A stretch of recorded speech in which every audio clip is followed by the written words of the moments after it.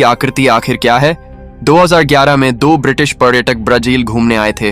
Amazon के जंगलों में उन्होंने ऐसी तस्वीरें ली जिसे देखकर सब हैरान रह गए। इस तस्वीर में एलियन जैसी आकृति को साफ साफ जंगल में खड़ा हुआ देखा जा सकता है और इसके पीछे एक रोशनी का गोला भी मौजूद है। जियोग्लिफ्स।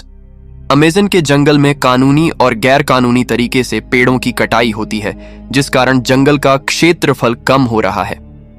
अमेरिका के वैज्ञानिकों ने जब ड्रोन उड़ाकर इन इलाकों को देखा तो कैमरे में चौंका देने वाली आकृति सामने आई।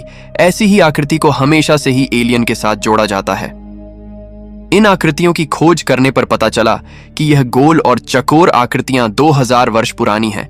लोगों का मानना था कि अमेज़न जंगल में इंसान नहीं रहते थे, लेकिन यह आकृतियां सबूत है कि पहले यहां इंसान रह चुके हैं।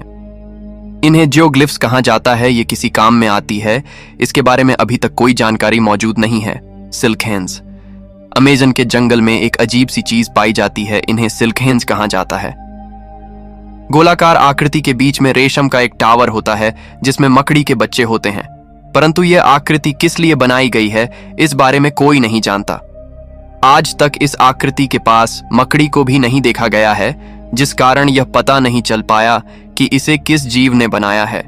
यह किसी छोटे स्टोनहेंज की तरह दिखाई देती है, इसलिए इसे सिल्क हेन्स कहते हैं। Lost city OFG। पेसिफोसीट, जिन्होंने 62 और 70 फीट के एनाकोंडा को देखने का दावा किया था, उनका जन्म ब्रिटेन में हुआ था। इनका मानना था कि अमेज़न के जंगल में विकसित प्राचीन शहर छुपा हुआ है, जिसके घर चांदी और सोने में बने हुए हैं।